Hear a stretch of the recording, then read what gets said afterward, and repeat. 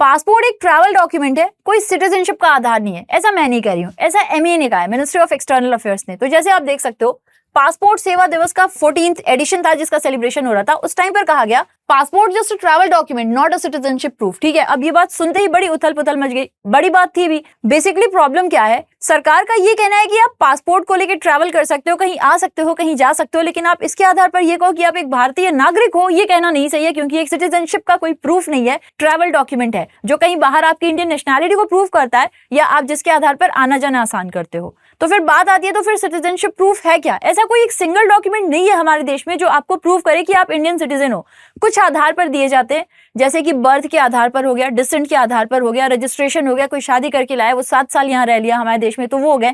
Naturalisation हो जाता है कि कोई 12 साल से यहीं पर रह रहा है हमारे देश में, उसको दे दिया जाता है। इनकॉर्पोरेशन ऑफ टेरिटरी हो जाता है।